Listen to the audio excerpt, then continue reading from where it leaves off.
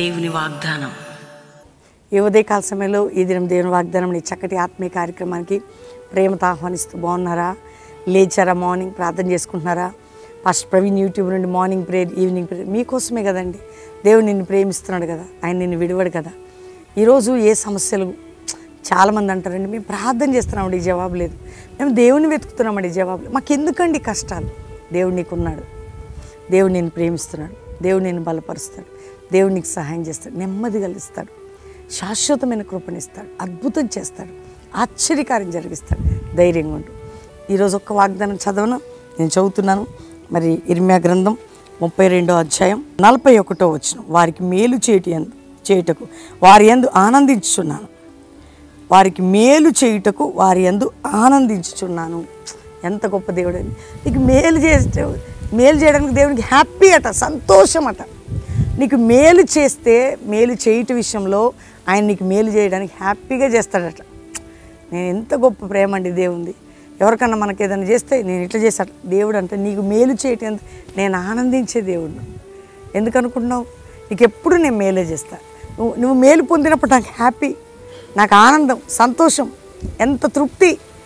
అర్థమవుతుందా?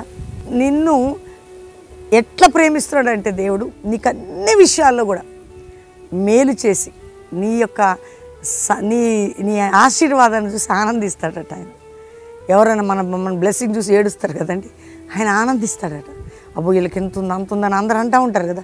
వీళ్ళు మాలాంటి ఈ కార్లు తిరుగుతా ఆ కార్లు అంటారు. ఏ కార్లో తిరగం, మేము ప్రభు కోసం తిరుగుతాం. వాళ్ళు అంటూ ఉంటారు కదా, మిమ్మల్ని కూడా చాలా ఇల్లు బాగా కట్టుకున్నాం, పెళ్ళి బాగా చేసాం, అన్నీ బాగున్నాయి, వీళ్ళకి అని ఏడుస్తారు కదా.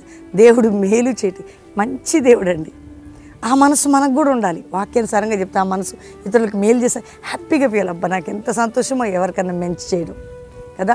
నీకు మేలు చేయటందు ఆనందించే దేవుడు అని అంటున్నాడు ఈరోజు. నీకు మేలు చేయటందు ఆనందిస్తున్నాను అంటున్నాడు.